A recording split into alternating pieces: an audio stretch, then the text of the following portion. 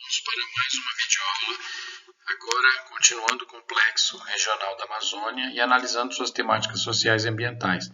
Preciso que separem o seu caderno mais, capítulo 26, e também o seu caderno, pois nós teremos muitas anotações importantes que serão passadas no decorrer da aula. Correto? Então, para começar a nossa aula, eu separei o exercício 18 da página 22 da Universidade Federal do Rio Grande do Sul, que fala: a floresta precisa ter valor em pé. Este era um mantra da geógrafa política Berta Becker, que deixou um legado de quase meio século de estudos sobre a Amazônia. Para Berta, era preciso pensar o desenvolvimento da floresta, não apenas sua preservação, dar motivos para aqueles que enriquecem ou simplesmente tiram seu sustento da mata quererem preservá-la. E ela escreveu brilhantemente sobre toda essa temática, sendo uma das grandes referências nessa área. Sobre o desenvolvimento econômico da Amazônia, assinale a alternativa correta. Então vamos lá. Alternativa A. O potencial dos recursos fluviais nunca foi aproveitado. Aqui já fica errado, né? Como o recurso energético devido ao relevo extremamente plano da região. Para a gente responder essa questão, eu separei aqui dois mapas. Na esquerda, um mapa político e na direita, um mapa físico. O mapa físico ele é importante para a gente comparar com o político e perceber os desníveis de relevo. Onde eu coloquei nessa flecha aqui ao norte, poderia ter colocado outra aqui, enfim, poderia ter colocado mais. É onde eu tenho contato de uma área de planalto com uma área de planície. Ou seja, essas áreas planálticas têm um ótimo potencial hidrelétrico. O que seria aqui? Seria o planalto das Guianas em contato com a planície amazônica. Então, tem grandes quedas, ótimo para desenvolver um potencial hidrelétrico. Mas é não tão explorado até por causa da distância dos grandes centros. E aqui ao sul, eu tenho a região que a gente pode chamar de Planalto Central Brasileiro, ou, de acordo com a classificação do relevo de Jurandir Ross, os planaltos residuais sul-amazônicos. E essa área de contato entre eles aqui é que já existe um potencial energético explorado na região, mas existem planos de aumentar consideravelmente essa exploração aí em toda essa região, porque não está distante, mas menos distante do que o outro, mais ao norte dos grandes centros, e é uma possibilidade energética para o Brasil futuramente. E aqui no cantinho superior, eu coloquei um símbolo do movimento, movimentos atingidos por barragens, que a gente vai comentar deles em outro item, em outro tópico. A B. A inexistência dos institutos de pesquisa na região comprometeu a exploração dos seus recursos minerais. Equivocado também, porque existem institutos de pesquisa, existem vários institutos. Aqui eu coloquei dois deles, um famosíssimo, que é o Instituto Chico Mendes de Biodiversidade, o outro é o Instituto Brasileiro de Mineração. Vou tirar minha imagem um segundinho para vocês verem o logo. Então, Instituto Brasileiro de Mineração. Tá? Então, assim como esses exemplos que eu coloquei, existem tantos outros aí na região onde não ocorre esse problema dessa inexistência, não. C. Então, errado o item B também. C. As atividades econômicas desenvolveram-se sem impactos significativos ao ambiente, uma vez que a floresta ainda é bastante extensa, cobrindo pouco menos de metade do território brasileiro. Os impactos são tremendos, são enormes, como eu disse no começo da aula, refletindo tanto na temática ambiental quanto na temática social. O que acaba acontecendo? Acaba acontecendo a seguinte situação. Nós vamos ter, principalmente em atividades econômicas do passado, nós vamos ter uma preocupação praticamente inexistente em relação à questão social e ambiental. Por exemplo, se você pegar a questão ambiental, a hidrelétrica de Balbina, um verdadeiro absurdo ter construído uma hidrelétrica numa área de desníveis de relevo mínimo, alagado uma área enorme para uma geração de energia pífia. Então, quer dizer, não existia essa preocupação. E quando a gente pensa nos impactos, eu vou ter impacto para a população indígena. Tá? Um exemplo eu coloquei aqui, embora seja do interior do Maranhão, dá para considerar por quê? Porque o Maranhão está essa reserva indígena na Mata dos Cocais, que é a área de transição, é uma das sub-regiões nordestinas, que é a área de transição em direção à floresta amazônica.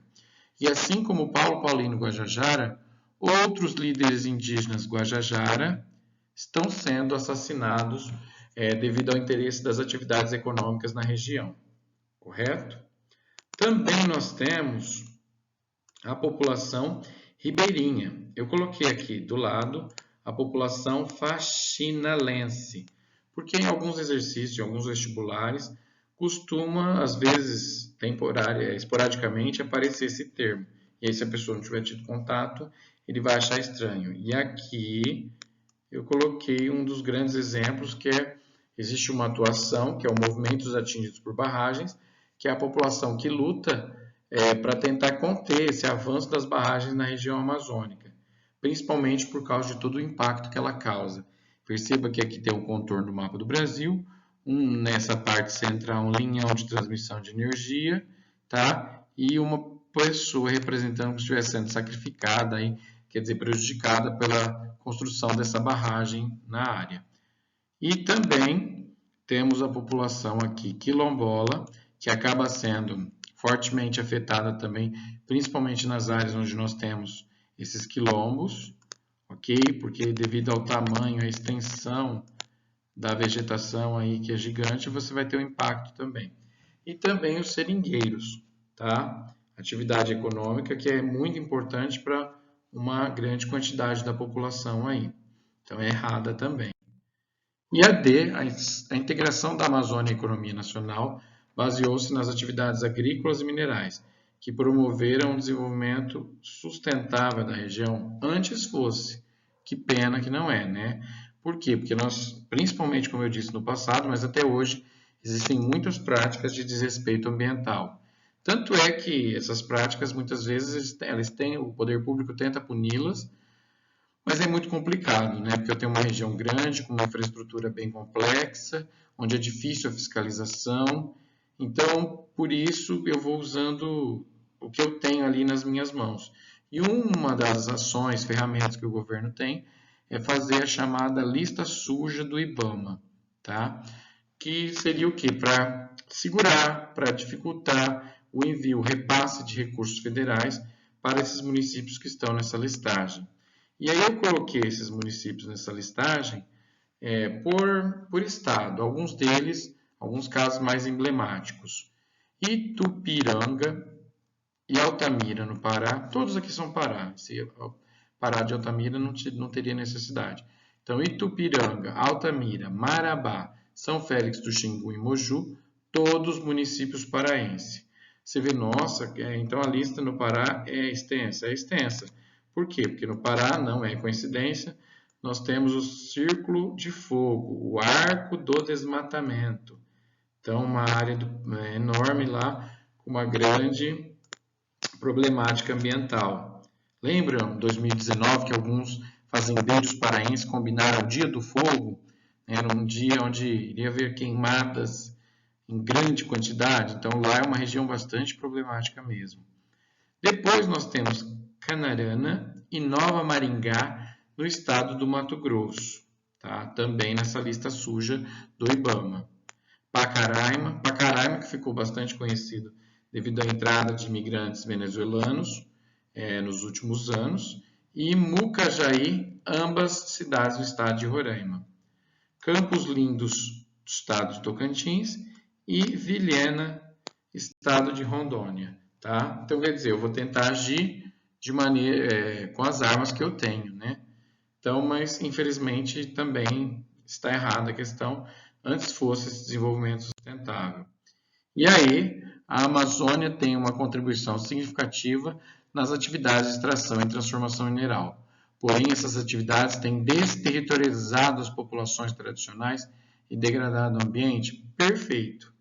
Uma das palavras-chave que costuma cair muito e é dada uma importância enorme para ela, eu até grifei aqui, é a desterritorialização.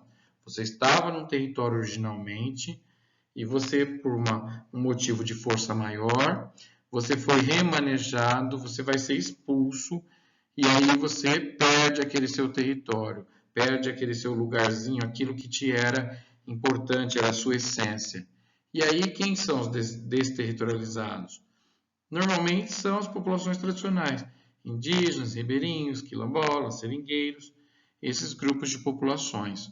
Ou também algum núcleo de população urbano pobre, de pequena população, mas é muito completa. Esse item mesmo mostra bem a realidade em muitos lugares da região amazônica. Por esse momento é só. Espero vocês na próxima videoaula.